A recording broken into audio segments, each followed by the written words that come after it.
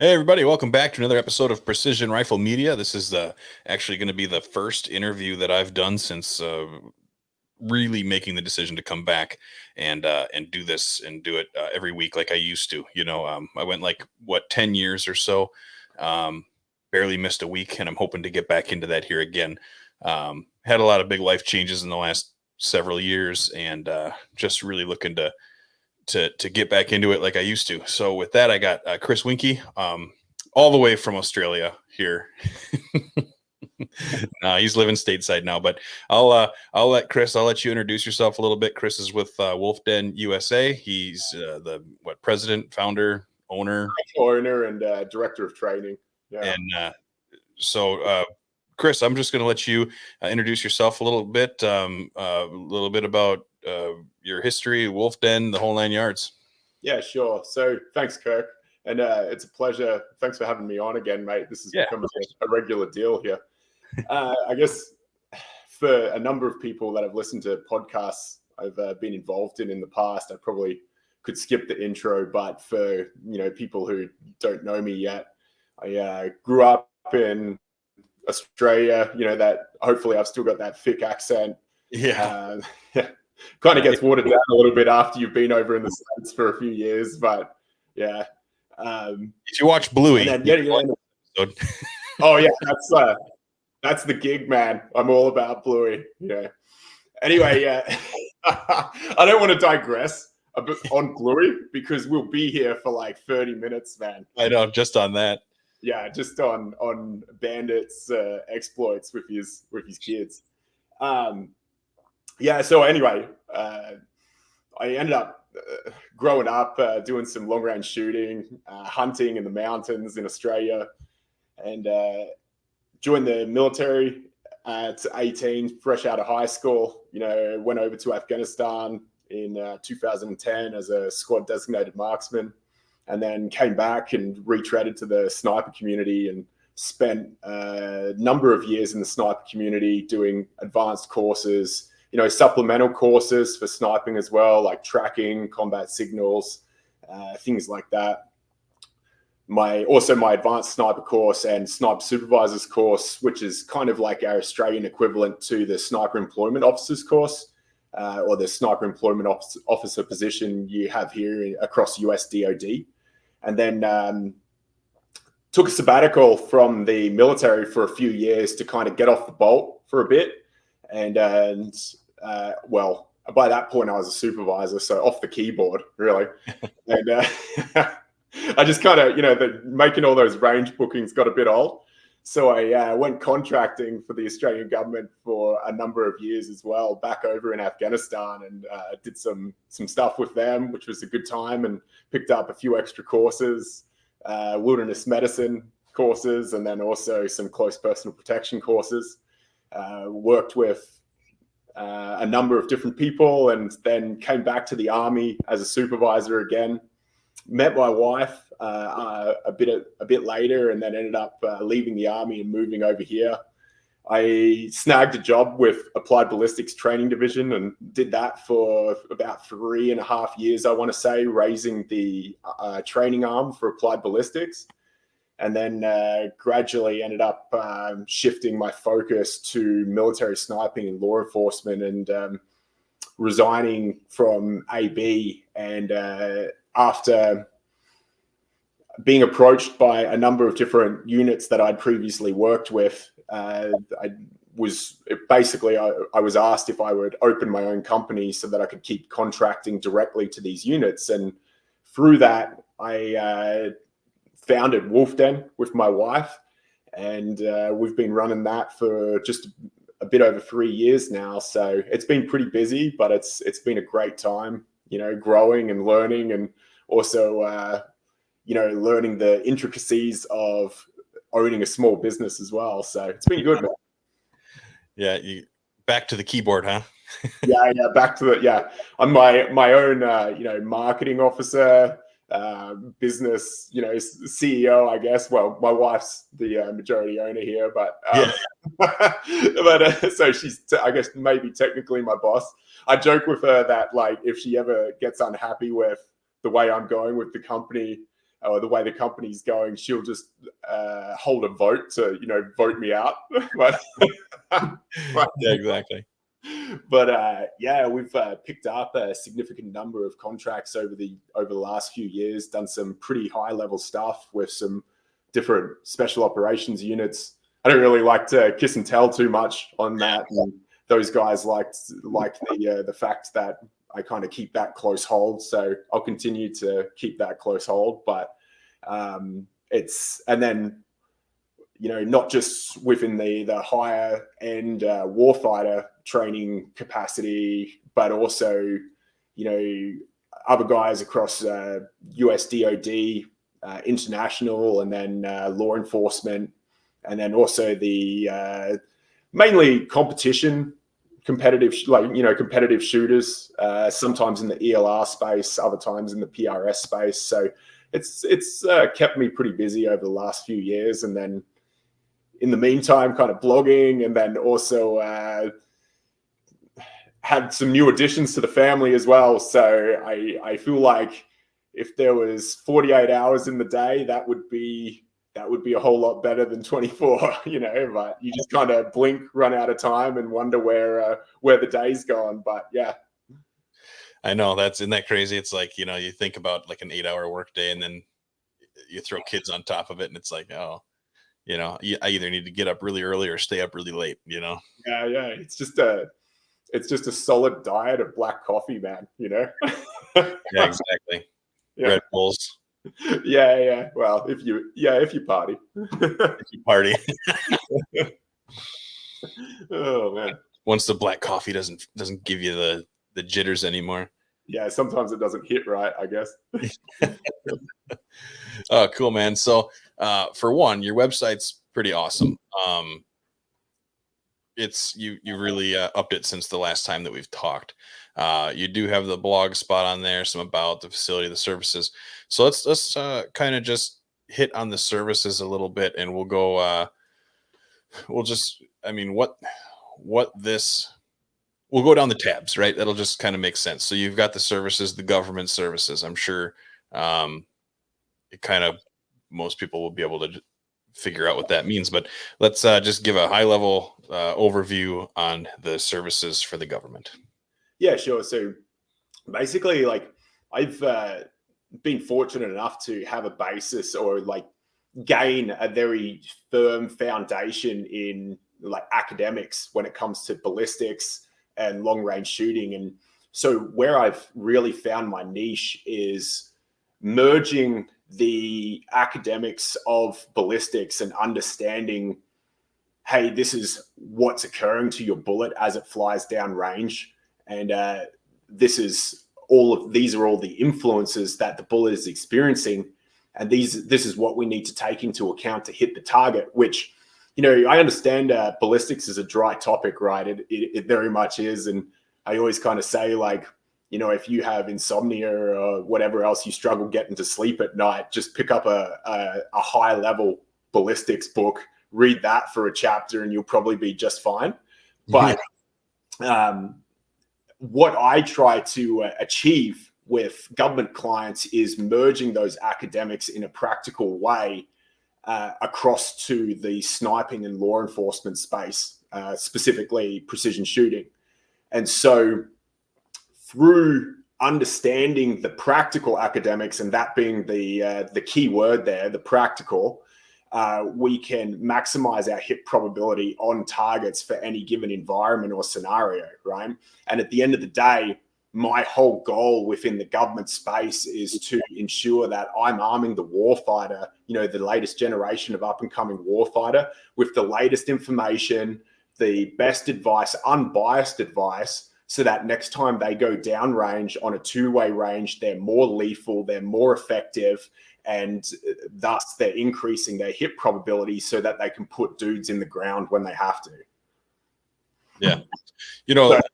Correct me if I'm wrong here, because there's a pretty good chance that I am. But the one thing that I've kind of noticed is that, like, the one of the big differences between like, take your average PRS competitor and your average sniper and the PRS competitor is probably going to be a little more up to date on external ballistics and ballistic solvers because they geek out on it, and that's what they do. Where the other guy, it's kind of his job, right? Like he might like the shooting, he might like doing this stuff, but he doesn't geek out about it like these other guys do. Um, Yeah.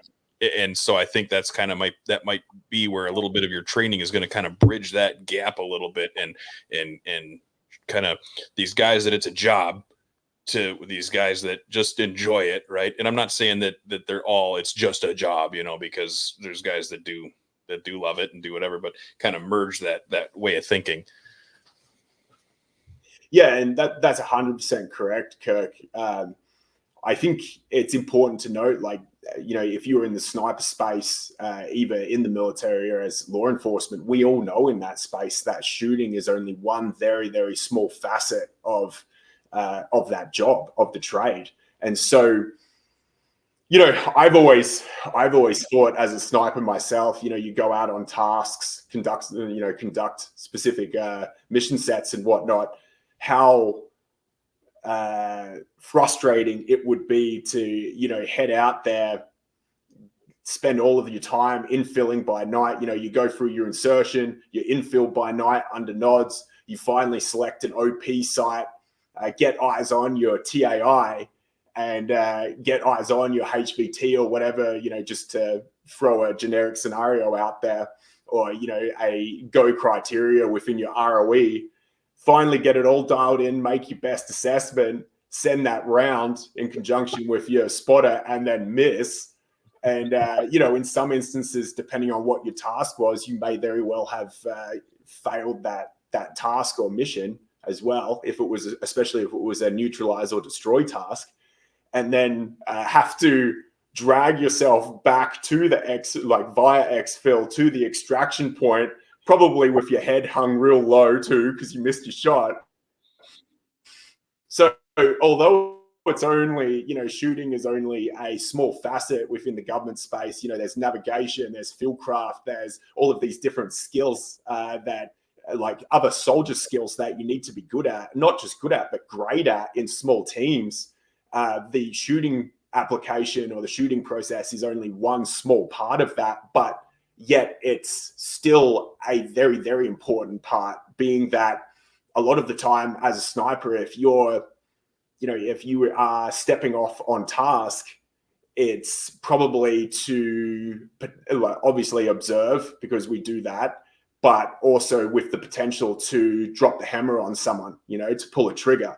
And so if you don't have a firm grasp on ballistics, on the use of the ballistic solver, and how to correlate that across to minimizing error in your firing solution, there's a pretty reasonable chance that you're going to miss your target. And at that point, you get to come back, to your extraction point, to your pickup point, go back with your head hung low, and explain to your chain of command why you missed a shot on, say, a high value target, or a target that was on the target matrix as well.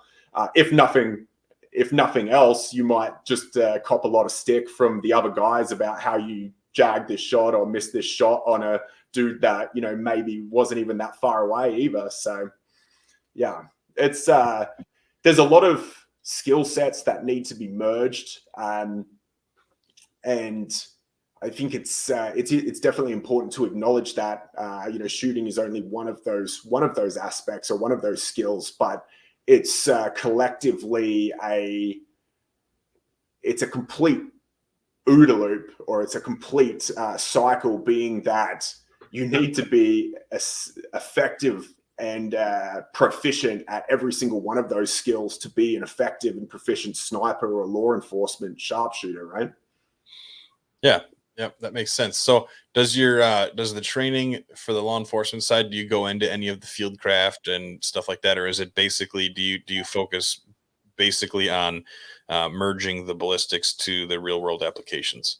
No, so that's a great question, Kirk. I should definitely clarify that. So the ballistics portion is only one small portion. It will also work with units depending on what their training goals are. And I think that's the key, right? When I'm working with a government entity, they will typically approach me with a training request. I always ask, like, hey, what are you guys interested in getting out of this training? You know, because I'm not going to deliver you a generic one size fits all class, and I don't have any specific class curriculum or, you know, programs of instruction, because every single program of instruction that I develop for a government entity is specific to their training goals. And I will build that from scratch, from the ground up, and essentially tailor all of the lessons, the entire program of instruction around their training goals, so that they're able to achieve what they need to achieve downrange and on task. Awesome. Yeah, I think that that answers that pretty well. I think that makes a lot of sense. Let's get into the civilian side now. What would be the main focus, or what would be the big offer to the civilian market? Yeah, sure. The civilian market is very much the ballistic side. It's I can't be running around, you know, put my hand on my heart and you know, sleep comfortably at night if I was running around and training people how to, you know, engage targets through loopholes in, you know, urban settings, complex urban environments, or, you know, even rural environments, or, you know, some of the other sniper specific or warfighter specific techniques that are out there. And, you know, a lot of those techniques also cross over to not just sniping, but designated marksman work as well, whether that's for government contractors or Department of Defense. So, and then of course you have your precision shooters as well in tactical response teams for various counties and police departments as well. So when it comes to the civilian stuff, I focus very much on maximizing performance and the mental processes and preparations that go with maximizing performance for a competitor. And that's not just coming from a trainer who hasn't been there and done that. I've competed in a number of different sniper competitions across my time, and have performed pretty well to, you know, most often take a podium place on those competitions as well.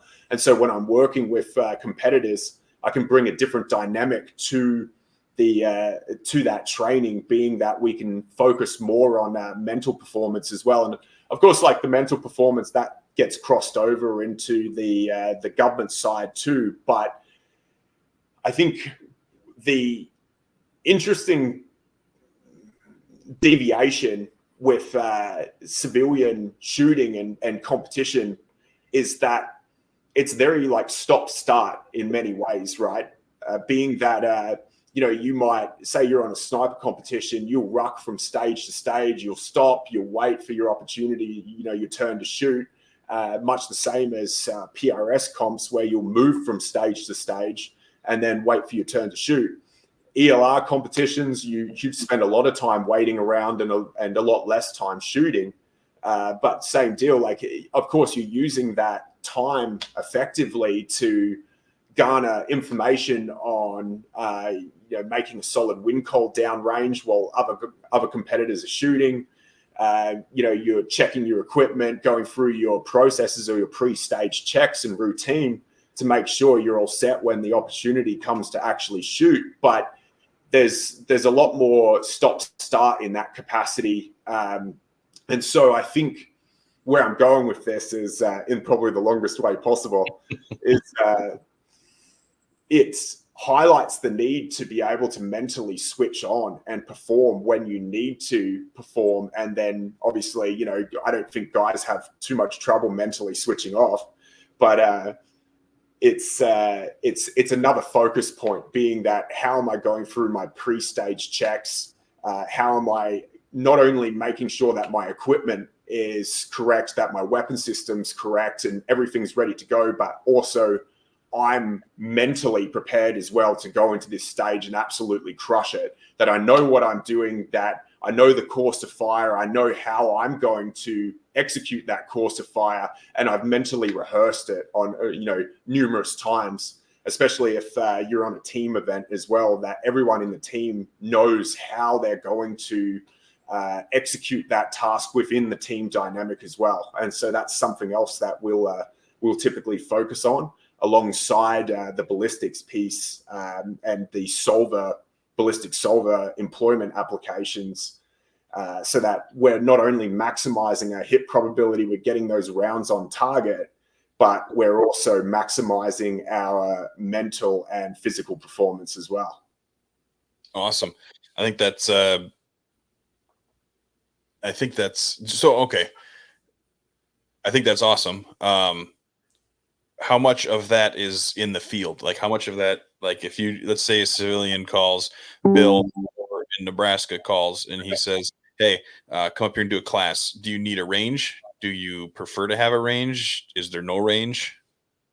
So yeah, that's a good question. So we offer a number of different options there. So if for guys that are just like, man, that dude sounds like he knows what he's talking about, I would hope, at least anyway. Man, that guy knows what he sounds like what he's talking about. Let's I would like to just get on a call with him and just pick his brain on a number of different things. Well, I offer video conference consultation. And so that gives people the opportunity to obviously sit down and have a discussion with me over numerous hours. Now, I don't give that out for free. I think it's important that if you're providing high-end information and considerations that you're reimbursed for your time. So I won't typically give that out for free, but that does give guys the opportunity to, pick my brain on whatever topic they want to discuss as well. That's probably the far left end side of the spectrum in regards to training offerings, being that the far right end is we have a training facility established out in West Texas, and that training facility is several thousand acres. It's all Texas canyon, gorge, hilltops. You get some real gnarly wind conditions and wind currents ripping through there, which, even myself as a seasoned long-range shooter, and granted, kind of reminding the listeners that I grew up shooting in the mountains, hunting goats as well. Even now that the Texas terrain out there, it still humbles me sometimes and teaches me some different factors or considerations that I might have overlooked when making my wind estimates and wind calls downrange. And you kind of start to see that materialize. Obviously, no doubt when you send the round and you see the impact, but also you start to see that with different valleys, different spur lines, different re-entrants up and down the canyons or the main canyon, and then the additional canyons. And then with that round impact, you start to reevaluate what your wind call was and why it was, in some cases, so wrong, where you went wrong there. And through that, you can make a very good deduction and assessment as to what the factors were that you might have overlooked there. And so that where I'm going with this is that terrain is very effective at teaching shooters not only wind reading, but also you've got a inclination dynamic there, being that there's a little bit of high angle both from inside the canyon and back down into the canyon from the tabletops. And then we've also got a number of cave systems that we shoot out of as well, which is that's just a cool time, right? Like everyone wants to shoot out of a cave. Everyone should shoot out of a cave at least once in their life, But and then there's, of course, the terrain, the way that the ranges, the firing points are set up, which I think now we've got established maybe 15 or 18 different firing points now, including extreme long range firing points. And some of those extreme long range firing points provide ELR shooters the capability to shoot out to about 4,800 meters, so around 3 miles in some instances. And I have some guys come out there and do that. more frequently guys will come out and shoot, 2 miles or that mile and a half type mark, depending on whether they're running light or heavy division ELR weapon systems. Other guys will bring both ELR weapon systems if they're competing in both the light and the heavy. And we cater the ranges specific to the individual who is, driving, again, the program of instruction, because even on the civilian side, all of the civilian training is custom, it's custom designed, it's custom developed around the individual's training goals. So there's not a single training program that I deliver that's generic or that's a cookie cutter approach. Every single training program, I work very closely with the client to ensure that the program of instruction is fleshed out, and they're not only happy with it, but they're achieving the training goals that they set out to achieve, which is ultimately why they've hired me to consult with them in the first place. And that doesn't just extend from government training, but also across to the civilian side as well. That's one thing that there's some classes, and maybe not as much anymore, but I know it used to be, to take long range 2, you had to take long range 1, and to take long range 1, you had to take the intro to long range, and I understand why they've done that, when they offer a fixed class, you know what I mean? Like, you come down here, you take our class, right? Where this is a little bit different than that. Oh yeah, definitely. And I always get a thrill out of offering up high value training, and my whole business model is centered around ensuring that clients get more than what they paid for. They walk away not only happy, but overjoyed with the training that was delivered. And my secondary goal to that is that all of the training, all of the skills that I've provided them are able to be replicated outside of the training environment. So when that shooter goes away, they go back to that next competition, or they go back to that next hunting stand, or they, go back to that next range working with their unit again, they're able to go back through. They've done enough repetitions that they're confident in that skill set, and they can replicate it with high confidence.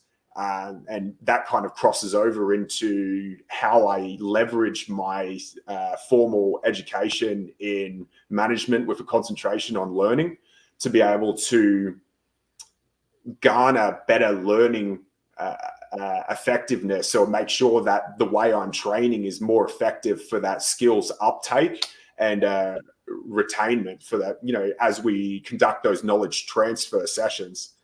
So that's another portion of the training piece that kind of, I didn't really mention that at the start because it kind of happens in the background. Like, sometimes guys are aware that I'm doing that in the background, but it's always written into every program of instruction.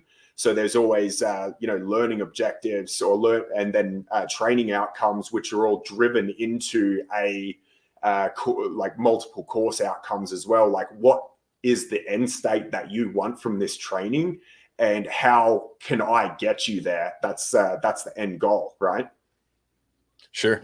Yeah. And so, like, that's kind of what I was saying too. Like, like a lot of guys, like intro to long range, you got to take that one. Well, it might be a $500 class or an $800 class. I'm kind of out of the loop with it now, but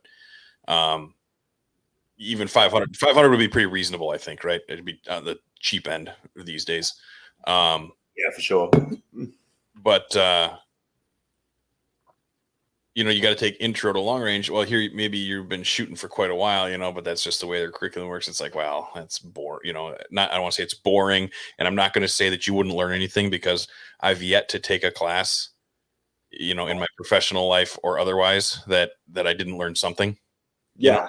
And that's a good point, man. Like, I think I always get a kick out of working with other instructors, because you always pick up little things that you hadn't thought of, or like little ways that other guys are conducting tasks or executing different skills that you're like, oh yeah, that's clever, or like, oh, that's different. I wouldn't do it that way, but I can appreciate the approach. I recently read Nick Laufenberg's book. Oh yeah. Precision shooting applications, and I felt that was a incredibly well written book, in the sense that it's it comes from a discussion standpoint. And I always, as a trainer and an instructor, I'm always pursuing extra information. Like, I don't believe that I can stop learning, but of course, after you've been doing things for a long time, you just learn a little bit less and less, right? But it was interesting to read Nick's perspective throughout his book, and how he conducts certain skills and tasks, and how he manages things, because there were certainly some things there that I garnered. And I think that's where I was going with that, was coming back to the training side of cookie cutter courses. I think that's always, that's not that those courses are ineffective or useless, but I do think that a lot of the time they do a disservice to the individual shooter, which is why I don't really offer any kind of open enrollment course. As I was saying, I work with the individuals to determine where their starting point's at, and then I'm frequently adjusting throughout that training to make sure that they're moving at a speed that they're not only comfortable with, but they're also uptaking that learning effectively, so that they can repeat those skills in an effective manner outside of the training environment as well. And I think that, unfortunately, with the open enrollment approach, you tend to lose that a lot of the time. Obviously, it's trainer dependent, and it's also it's your peer group of students. Depending on what that peer group of students looks like, that's also a factor as well, being how fast can we move, how fast are students uptaking that information, so we can move on to the next thing, but only after that information and that knowledge has been confirmed. And then in some instances, you'll see guys who, like, they're absolutely struggling. And then on the far end of the spectrum, on the other side there, you've got guys that are just absolutely crushing targets, crushing and ringing steel. And they're ready to move. They want to move forward. They want to move on to the next thing. But as a trainer, you're then put in a unique position in those open enrollment courses, where you've got to try and bridge the gap for that shooter who's struggling a little bit and needs a little bit more help to get over the line and get those skills to a point where they're not only attainable but repeatable, as I've kind of talked a lot about now. But then also try and manage the other guys that want to go, and that's the difference there. Yeah, that gets frustrating for the guys that want to go, because the guys that need a little extra help, and I'm not trying to say like you shouldn't take a course if you don't know what you're doing. You most definitely should, but that's where I like the idea of you catering to it, because I've been in that situation where there's a couple of people who this was a pistol course years and years ago, and I was shooting a lot of USPSA at the time and stuff, and we were just looking to whatever. Well, we were just we basically just spent a day shooting, like me and my buddies, and then the people that didn't really have a clue got a ton of instructor help and instruction, right? And so they gained an absolute ton, and I'm glad that they did, right? But they were kind of like, well, those guys are hitting stuff and it's fine, so we'll just, they can run the drills and do everything themselves and it's fine, and it was a little bit frustrating at the end of it, because for us it was like, well, we came here to try and get better, for you to kind of critique us and that kind of thing. And they ended up spending the whole day with the 2, 3, 4 people, whatever it was, that didn't that weren't quite there yet, and overall it was a good course, and we, like I said, we all learned. It's not like none of us learned anything, but it just it would have been a little bit nicer if we could have maybe had it catered a little bit, split, the beginners over here and the intermediates over here.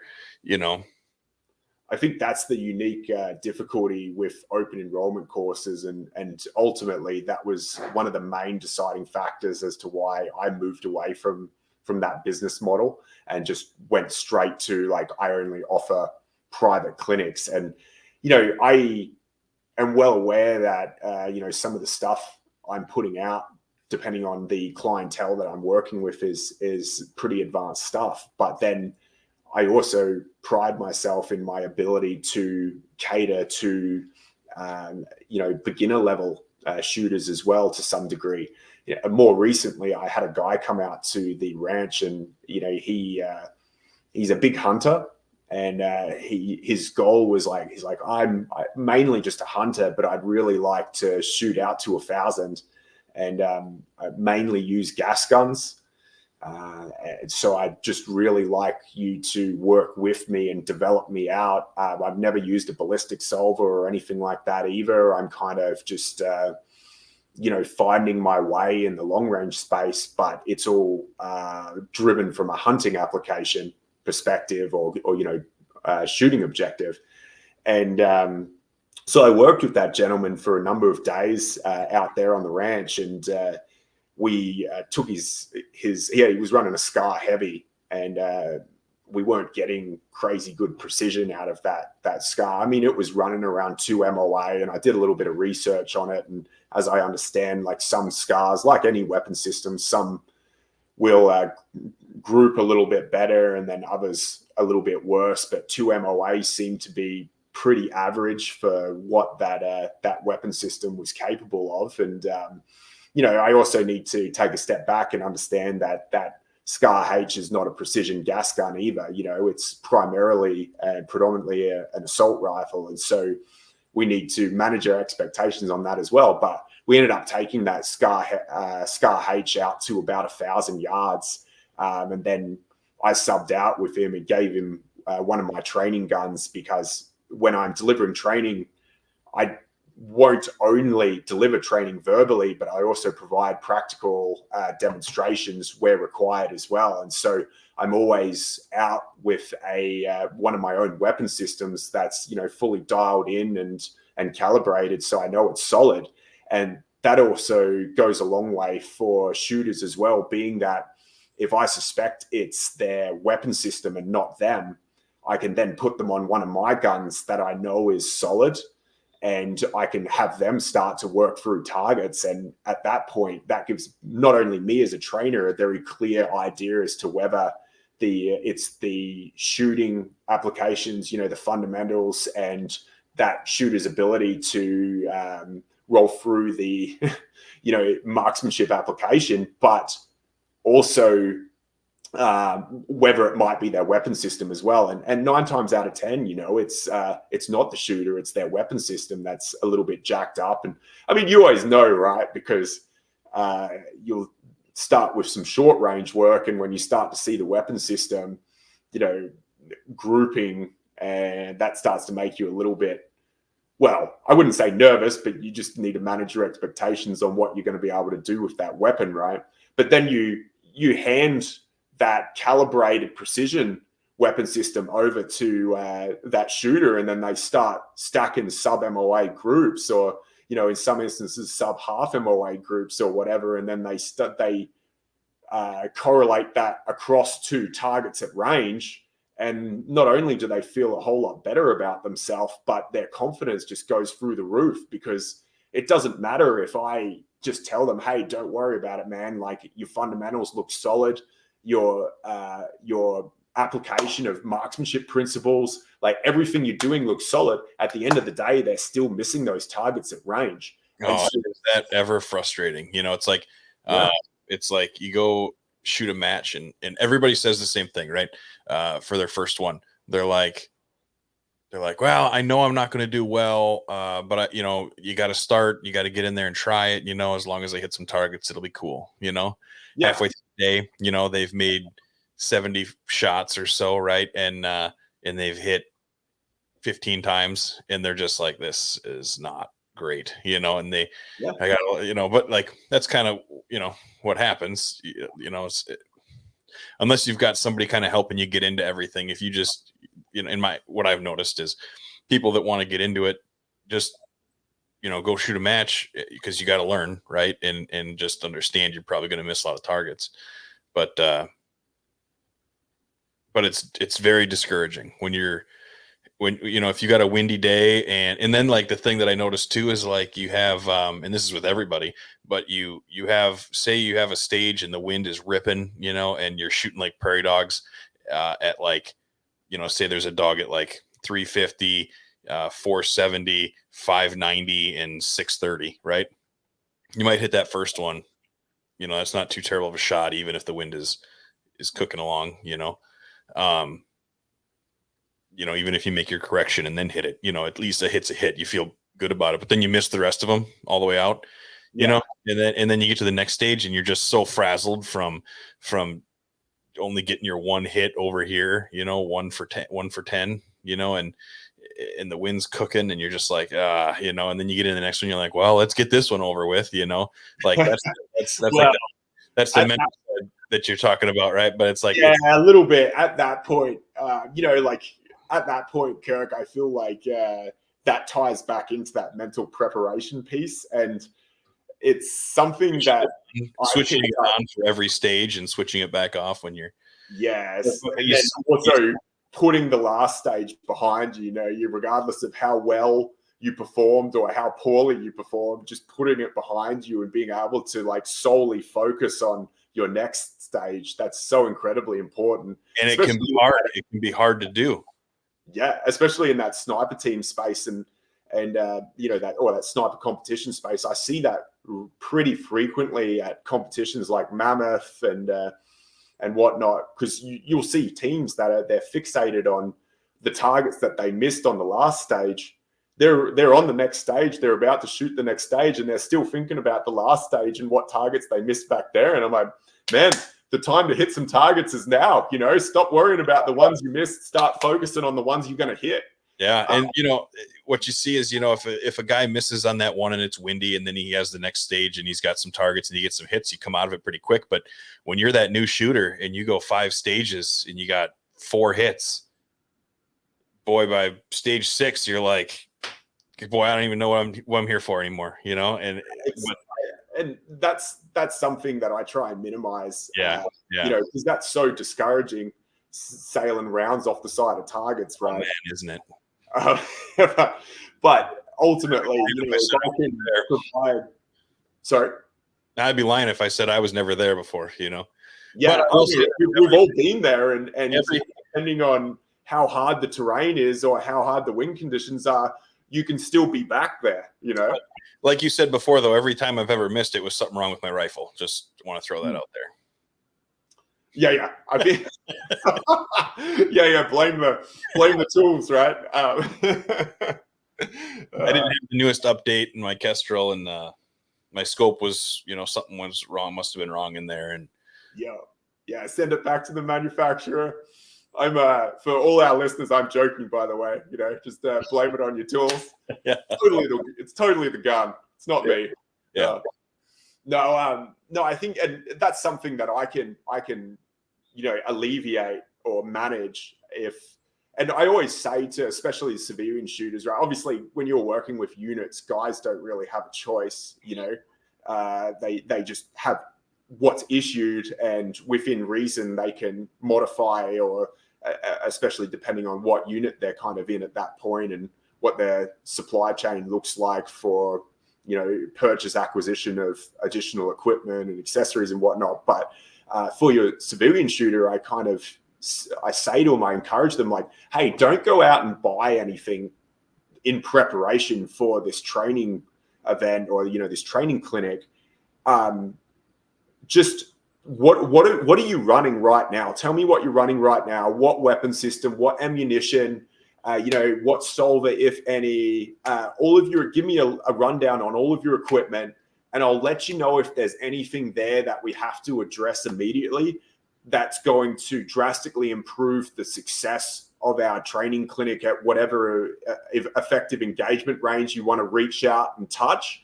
But at the same time, like, I'm such a big, I'm such a big contender for utilizing the equipment that you have and making observations and deductions on what equipment I can also show you, or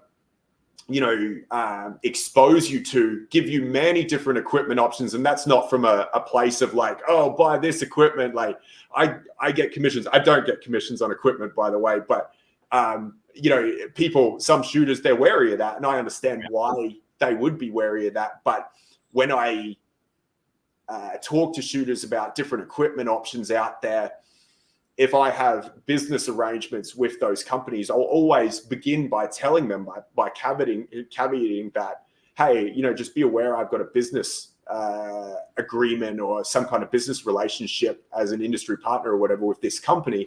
But then I'll also talk to them about, I'm not pushing them a specific product. I'll give them all of these different options as to what equipment is out there in the industry for their price range that might meet their needs.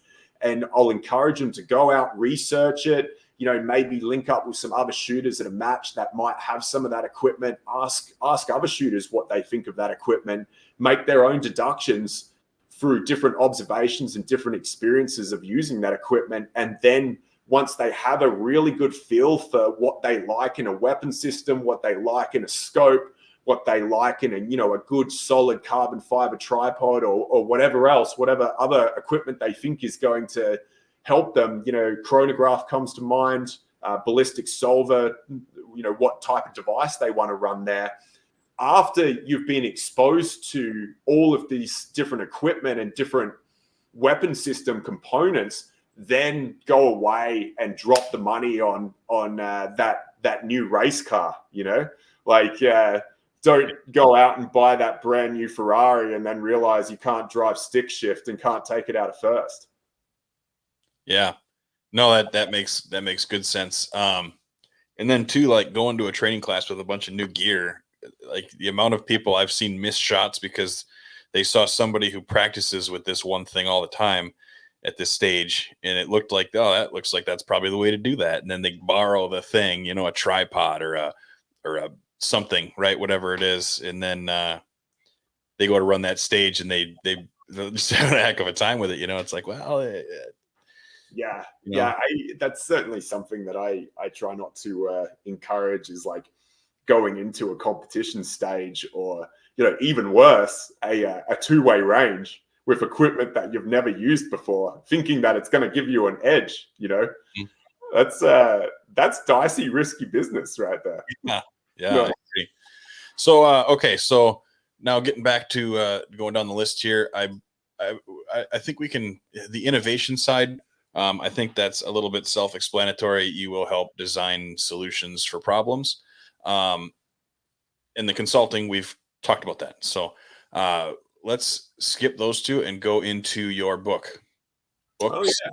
Books, both 2 books. Yeah, there's a few books. Yeah, I released a few books in around September last year, mate. It's something that I've been working on in the background, and it's funny because when my wife and I had our first child, he's a notoriously bad sleeper, right? Like I've done sleep deprivation in the military, right?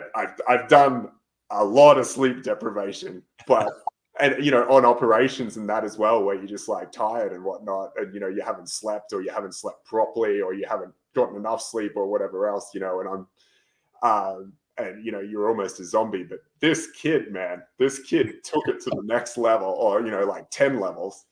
And I remember trying to write my book. This is a few years ago when I first generally started, and I was so sleep deprived, and I just remember sitting at my computer and I'm like trying to make something in my work day, but I'm so tired. My eyes are hanging out of my head, and I'm like, I'm cacking away on this chapter, and I go back and I read it, and I read it again. Like, that doesn't even make sense. Like, don't even try and wordsmith that. Just highlight it and delete it.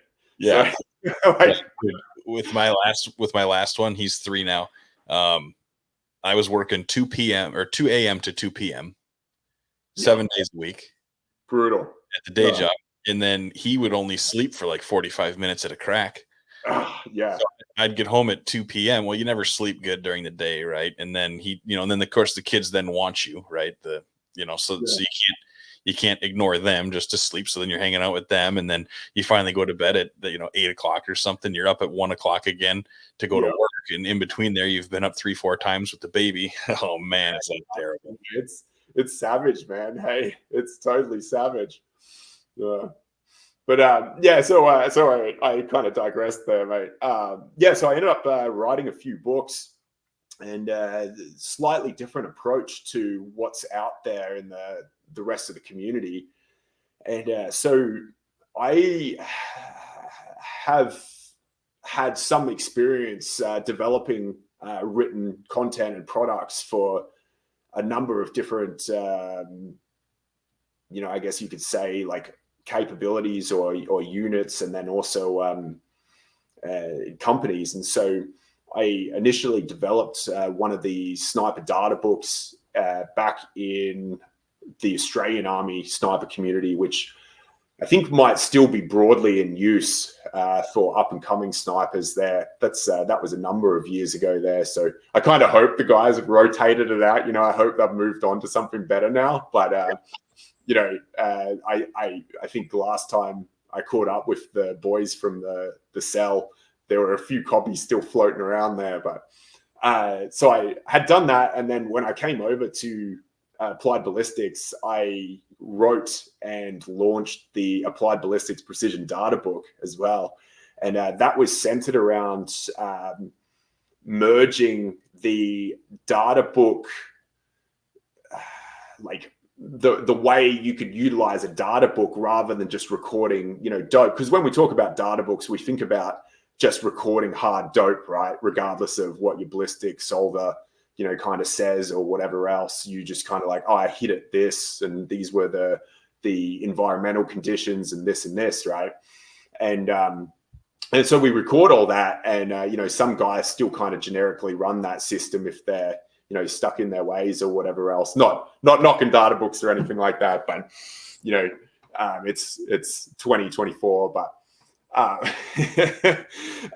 so anyway, I focused on developing that product out by merging the application of ballistic solver employment with data books, centered on being able to record this information that was heavy ballistic solver driven inputs, and being able to record all your calibration information so that you had a single source location to record all of that information in, but then also have a little bit of information in regards to like practical formulas, the typical stuff that you would see in any like generic data book, right? So after kind of going away from Applied Ballistics and moving into my own realm of training and whatnot, I've been fortunate enough to observe many different approaches, many different applications, and many different roles and the skill sets that go with those roles, right? Like basically what shooters are trying to achieve may vary significantly, but the way that they get there may or may not be similar, or it might be variable depending on the best way they've found to attack a given task. But the one thing that continued to remain or be constant was the necessity for having a good solid handle on your ballistic solver use. And not only that, but so I term it, when I'm training dudes, I term it positive control, maintaining positive control over your ballistic solver so that you know what inputs are going in, what the solver is doing in the background. So as a quick example of that, right, if you're running like an MV temp slope on a ballistic solver and you have that temp slope enabled, and you've gone ahead and input your temp sensitivity factor, or you've generated that MV temp slope, depending on what ballistic solver you're using and how that ballistic solver is calculating your muzzle velocity increase or decrease relative to the temperature.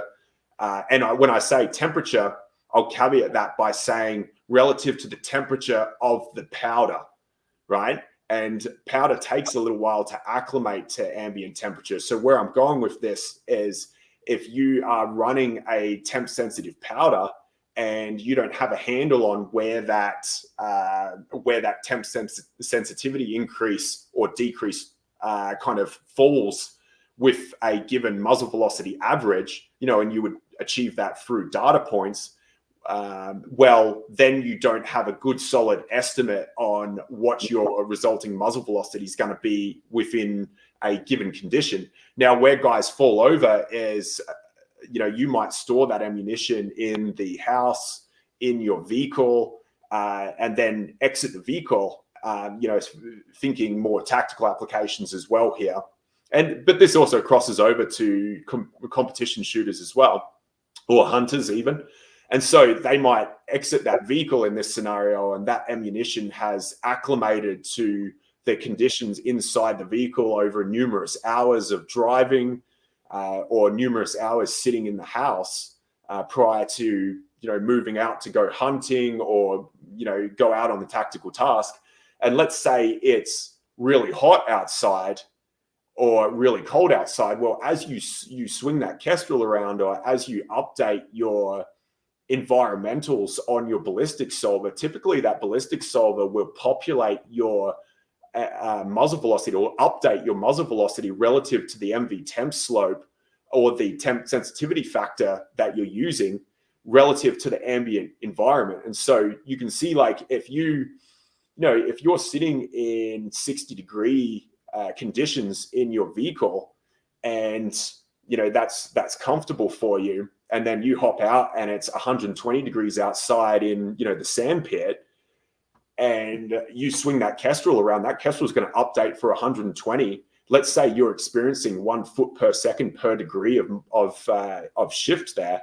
Well, we're talking a spread of 60 degrees. So you're talking a 60-degree foot per second error in your muzzle velocity, assuming your muzzle velocity data point was at 60 degrees to begin with, right? If that makes sense. Yeah, it's like Jim C used to run around and he'd keep his magazines in his pants when it was cold out to keep everything the same temperature, and then he'd go shoot, he'd pull them out and shoot. And yeah, try and keep that powder acclimated close to body temperature. Yeah, that makes sense, right? Because at the end of the day, precision shooting is all about consistency. Well, it's all about consistency. It's all about limiting the variables that would affect your ability to be consistent, right? And so building on from that, what I did was I separated the data book approach into 2 separate books.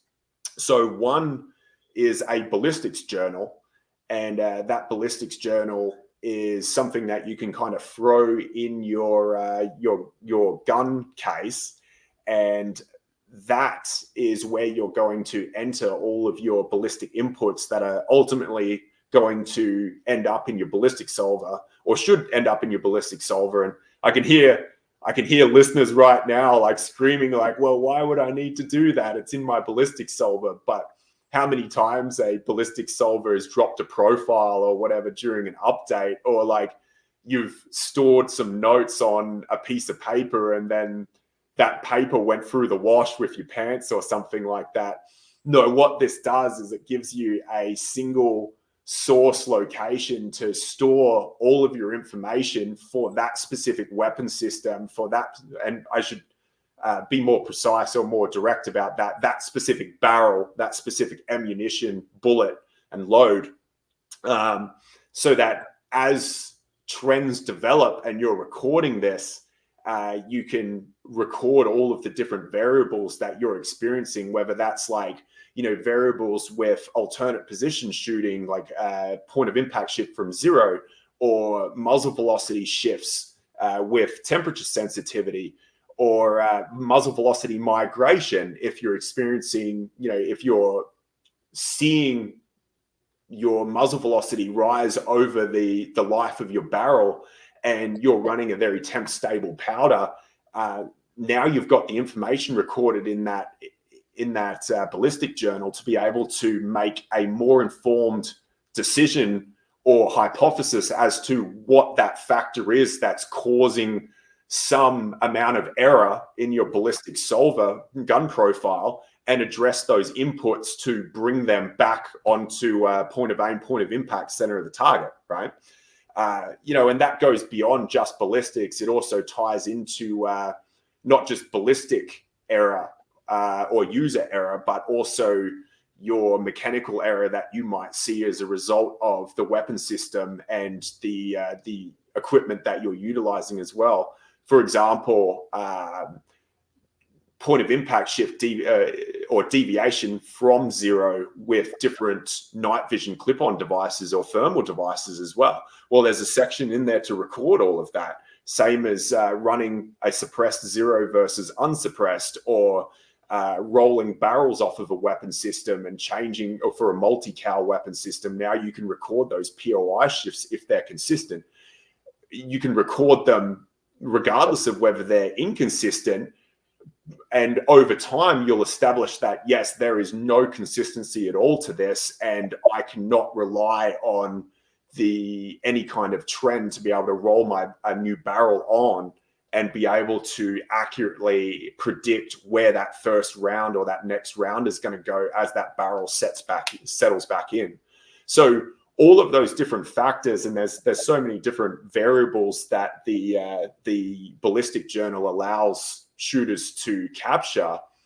All of those different factors, also including, your muzzle velocity shift with a cold bore, or with a clean bore as well. What type of cleaning regimen you're using on the weapon system, and that correlates back to what we're seeing with POI shift and muzzle velocity shift as well. So in the event that you haven't had the opportunity to foul leading into a competition or a tactical task, you have the opportunity to at least flick back through and go, well, I have shot this weapon system, 5 or 6 times now at short range, and, with a clean bore, and recorded that data over a chronograph and that POI shift. So I've got a general idea where that round is not only going to impact, but also what my muzzle velocity is doing as well. So at least it's then more predictable, right? Same with rolling suppressors on and off.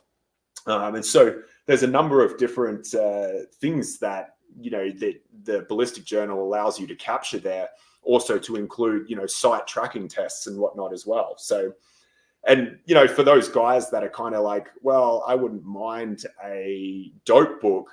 Well, you could use it as a dope book. It's kind of like, it's not really what it was intended for, but it will absolutely do that job to a T as well.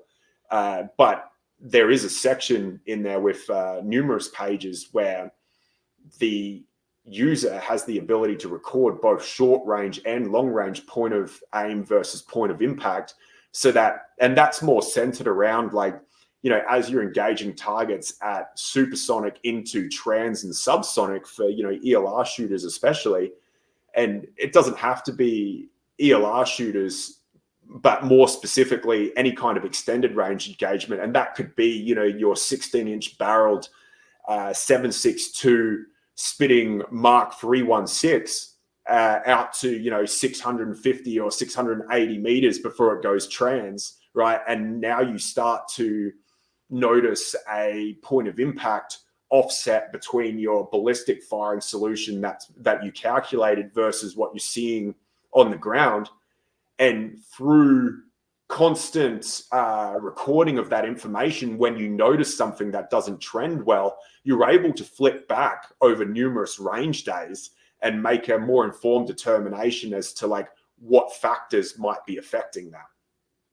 Yeah, that makes sense. It's I like the idea of having the hard copies of it as well, right? Because I use my phone for a lot of that stuff. Take pictures, but then it's kind of scattered around, right? Well, I know I took a picture of this thing, and then you got to go back and find it, and then, well, is that the right day? Is that the right thing? Yeah, absolutely. And I think I spent a significant amount of time making sure that all of the subheadings across the Alpha Ballistic Journal relative to what the shooter might need, so that just by turning to the correct page and following, the bouncing ball, going through the subheadings, you're ensuring that you're recording all of the possible information that you could need at a later date. Because, how many times do you scribble some information down on a notepad and then go, oh, yeah, I think I recorded that last time. Yeah. And then you finally find the notepad that it was recorded on, if it didn't go through the wash. And then you're looking at the information, and you're like, oh, man, I didn't write that down, Yeah, the big one for me is muzzle velocities. Going out with a new batch of ammo or something, or different, just a different day even, or whatever, and recording, and then I'll take a picture of it, and then, well, then I just got a picture of it, and my thought is always, well, I'm going to go back and put that into my gun profile or whatever later, like I'm going to update that when I get home. And then you get home and there's kids and wives and dogs, and then the next time you go out to shoot, you're like, spend 20 minutes digging around for a picture of something, hoping it's the right day, hoping it's the right bullet, hoping it's the right. And I think when it comes to precision shooting, especially, it really just boils down to your ability to analytically capture all of the different variables within a practical setting, apply that knowledge and that information to reduce all of the different factors, all of the different ballistic influences that you might have operating on the bullet, and then make your best assessment. Obviously, there's a win call somewhere in there as well, but make your best assessment with your inputs you're running into the ballistic solver, all within the time that you have available to execute that and put a shot on target, and then move forward and proceed with executing the shot.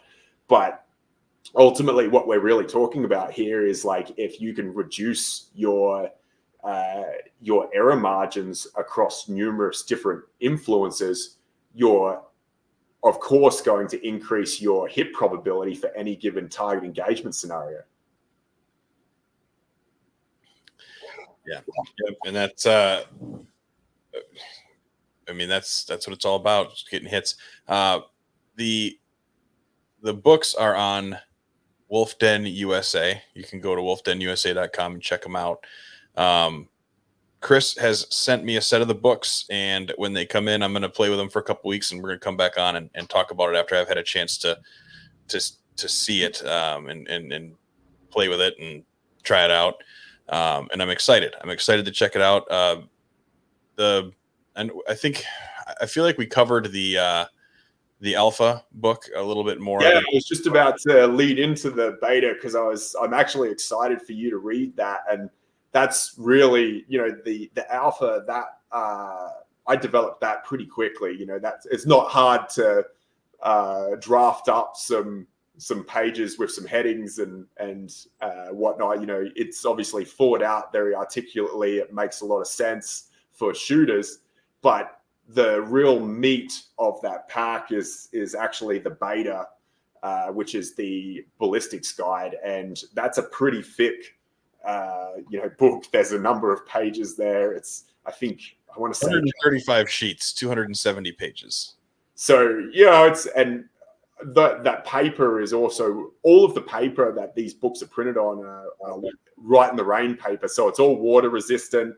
The binding is wire binding. When I started to manufacture these books, I spent a significant amount of time ensuring that the end product was going to be field usable and stand up to wear and tear, because the intent is not to just buy these books and put them on a bookshelf somewhere once you're done. It's to take them out into the field and use them, and make sure that these books can stand up to those harsh conditions that they might be utilized in. And that's really why the price is what it is, because the cost of quality components is significant to ensure that that book is going to stand up to rain, to harsh conditions, to getting thrown around or knocked around in a gun case or in a range bag or in a backpack or whatever else. And that's what I was just going to say. For me, it's I'm going to go through it, I'm going to read it, I'm going to put it in my backpack, my match backpack, and then you know, when you got downtime and you're out like in the hotel after shooting or before shooting or whatever, you're just hanging out, you take it out, maybe go through a couple pages. That's kind of my thoughts, right? Just go through a couple pages, refresh a couple things, just, you know, here and there. Oh yeah, okay, keep that in mind or whatever, you know, because Yeah, like, for me, I could read the whole book, and 2 weeks later, obviously I'm not going to remember everything, right? and that's really the intent. I'm glad you kind of brought that up, Kirk, because that is the intent of the beta. It's that information is correlated in a way that it's really just a whole lot of really, really short books or paragraphs and sub-paragraphs that give you the practical information that you might need in that moment for that topic, and then you can move on to going back to, you know, hitting targets again. And so the intent of the beta is that, like, if you come up against a problem, and whether that's ballistic or whether it's like, hey, I'm trying to, you know, not just minimize my ballistic solver error, and I'm trying to figure out where this is coming from, but also I'm trying to, you know, gain a better understanding of wind reading or max point blank range, or like practical use of danger space for various engagement scenarios, both in hunting or in, you know, military and law enforcement applications as well. You can quickly flick to that chapter, give yourself a quick polish up on not only the practical and usable information, but there's also many different examples in there on how to calculate a given output, whether that's, you know, target range estimation or danger space calculation, or if your ballistic solver doesn't have a max point blank range calculator, the beta has the steps to step you through how to calculate your max point blank range for a given target dimension for any generic ballistic solver. You know, and then also all of your different considerations, both ballistically and otherwise, for the spectrum of factors that you need to account for as a precision shooter. I will say that the wind drift section that I included in this book is quite extensive, which I'm glad that I was able to provide or offer up a pretty solid chapter on wind reading there, with many different tips and tricks, but then also like expand on that as well to include some of the different things that I push to shooters within variable, you know, operational environments, and how they can utilize different indicators that, you know, shooters might not have thought of prior to reading the book, to achieve more accurate wind assessments downrange as well. You know, for example, there's a section there that correlates wind speed to wind socks. Wind socks are an interesting thing, right? Because now listeners might be sitting here thinking, well, wind socks, you know, how often do you see them? But I would encourage listeners to start looking for wind socks, because wind socks aren't just something that, you know, is used around airports. They're also used in built up urban areas as well, and especially like pertinent to military and tactical shooters. You're going to see wind socks on high rises, near helicopter pads, in Hospitals. hospitals, like built up areas that have factories where there's the possibility of chemical spills carried by wind. You'll see wind socks there as well. So it's not just specific to airports. So what I did was I correlated, I did some research on that specific topic, because I always want to make sure the information that I'm putting out is the most accurate that I can possibly make it, and it's the most truthful, because I would hate for this information to end up in the hands of a shooter who's going, you know, down a two-way range, and that information isn't the most complete or the most accurate it could be. So I spent an extensive amount of time making sure that, you know, hey, the information that I'm putting out, this application or this approach, not only is it sound, but I've tried it, I've tested it, I have applied it on numerous occasions, and it's effective as well. And the windsock example is just one of those things. And, you know, the the delineation here as well is because guys are like, well, what about range flags? Range flags come in all shapes, sizes, materials, weights, whereas windsocks are governed by the International Civil Aviation Organization, the ICAO. And so amongst other organizations that also deal with aviation standards. And so your generic windsocks, as I understand it, are they're calibrated specific to perform within different wind speeds. And so in my mind, that gives the observer a very clear indication of what the wind speed is doing, at least at that windsock there, more so than in some cases range flags. Yep. I agree. I think that's and there is a calibration to a lot of those wind flags too, like on ranges and stuff, right? But there's so many different kinds. You need to know what that one is. Yeah. Is kind of interesting. Like if you go shoot at the NRA Whittington Center, they've got range flags, and those range flags have a calibration to them.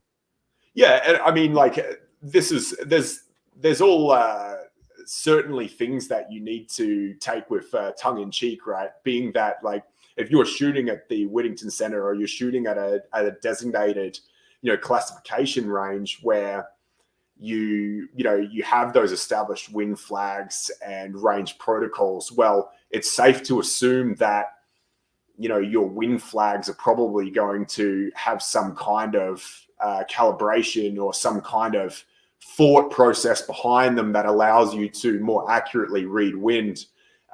This book was more written with practical shooters in mind. Not that it's not applicable to every shooter, but more so the guys that, like, they can't walk down range and look at the wind flag and be like, oh yeah, okay, that's the same range flag material that's back at the 1000, or like, they don't have the ability to necessarily close with an indicator, or they don't have the ability to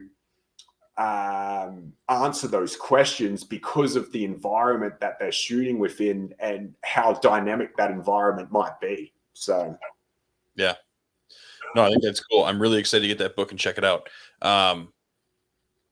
Is there anything you want to throw out there quick before we wrap this show up? Well, I did with that pack. I did do some multi-target cards as well, which is not too far astray from your generic multi-target cards that are mostly in use with the sniper and law enforcement community for panoramic sketching, range card sketching and whatnot. But with an added twist, those cards have been modernized to actually accommodate practical engagements that are more suited, or more what's the word I'm looking for here? Really, it's more specific to like what you would actually see in a real-time environment. And so updated in a training environment. Sorry? Updated for modern technology. Yeah, absolutely. And so all of this book set, it works in conjunction with ballistic solvers, and that's really the key to it here. It's not designed to be its own standalone product. It's designed to supplement what you've already got going on and make things easier for you, so that you can record all of those different inputs. You can reference that paragraph of information to get quick answers and then throw that book back in, or you can run those range card sketches or those panoramic sketches and have sections and subheadings that prompt you for the right information in conjunction with ballistic solver use.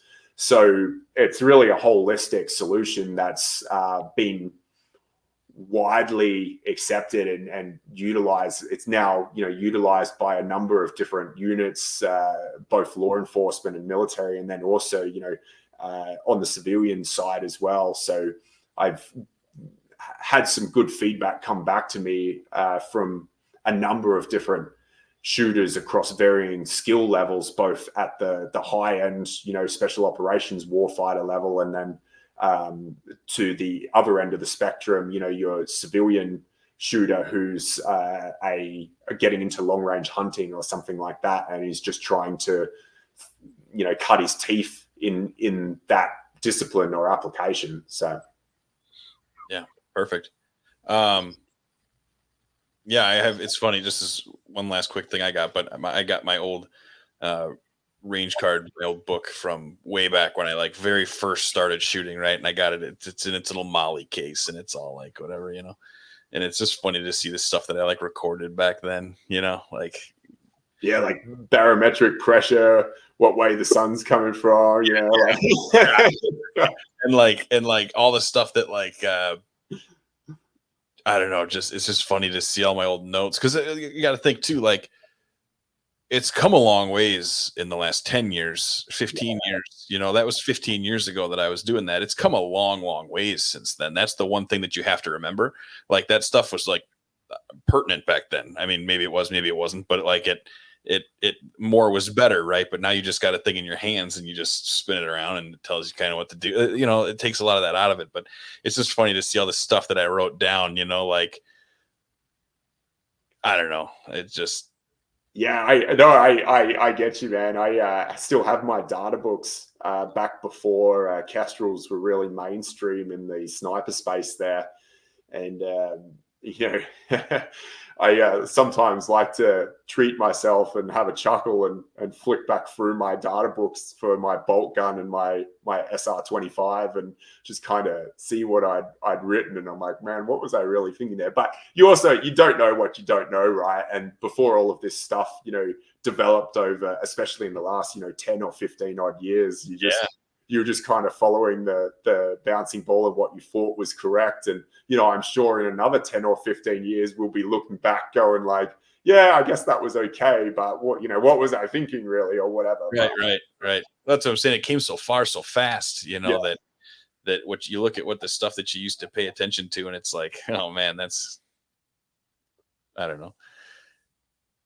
Velocities off of one of those old optical chronographs, you know, It's funny because I look back on that and I start to look back on, you know, when we started integrating ballistic solvers or, you know, ballistic solver devices into our sniper cell and started exploring utilizing them way back when. It was pretty early in the piece, but then I start looking at our understanding when this just started kind of getting some footing, and we were on the cusp of starting to, you know, use this emerging technology. And I look back on all of the input records and all of this different stuff, you know, how we were managing these different things and measuring these different components to, you know, weapon system or ammunition or whatever else. And I'm like, man, no wonder I couldn't hit anything first round with the ballistic solver, you know, like look at all of this dodgy information I was giving it, you know. right. At the end of the day, the ballistic solver, it's just a calculator, right? And if it's just a calculator on steroids, and really, if you're giving it the inputs and you're like, hey, you know, 10 times 10 and it spits out 120, and you're like, wait, what? Like basically the miss is what I'm referencing there. You really need to go back and look at the inputs that you ran into the ballistic solver and why it was giving you an incorrect answer there. So That's my experience with them. It's almost always close unless you've got stuff wrong. yeah, Right? going on in the background there, like In the background, some offset or some, you know, something got entered. You know, I can't. Everything's right. Everything's right. Well, you got a mover in there. You know, from however long ago. You know. and I mean, you know, sometimes you don't know, like something gets updated or you run an input for a previous engagement and, you know, you might get distracted or, you know, forget that you're running that input or whatever. But really, it's it's just like 9 times out of 10, it's when I'm approached with different problems that a shooter might have, like 9 times out of 10, there's something going on in the background there. And it's not necessarily like a user error as such. Sometimes it's just not knowing what levers and buttons are being pushed by the solver itself in the background, right? Like I kind of made reference to MV temp slopes and whatnot, like earlier in this podcast, and some guys just don't understand that, you know, and that's a big thing. It's like, well, Had I known that, I could have done better about managing what actual muzzle velocity input the gun profile and the ballistic solver should be referencing. So Right. So, all right, man. I think that's a good spot to leave it for today. And once this book comes in, I'll check it out, and then we'll schedule up another show, and we'll go over specifically the books. yeah, that sounds good, mate. Again, I appreciate you giving me the time to jump on the podcast again and have a bit of a chat, man. It's always a good time. Yeah, for sure. I'm glad it worked out so well. It was kind of, the times just lined right up and everything kind of panned out. It was great. Yeah. Cool. So with that, everybody, you want more information, you can see the banner at the bottom of the screen here, but it's wolfdenusa.com. That'll bring you right to Chris's website. If you got any questions, comments, or concerns for me, Kirk at precisionriflemedia.com, or you can go to precisionriflemedia.com, click on the contact us section. That'll shoot me an email, Facebook, Instagram. I think I have a Twitter or an X or whatever it's called, but I wouldn't go messaging me there because I'm not going to get it. But that's about all I got, guys. If you've got anybody that you want to have on, anybody you want to hear talk, shoot me an email. Let me know who it is, how to get a hold of them. Maybe have them get a hold of me, whatever it is, and we'll make it happen. With that, everybody, take care. Try to get to the range, and I'll talk to y'all next week. Thanks a lot, guys. Bye-bye.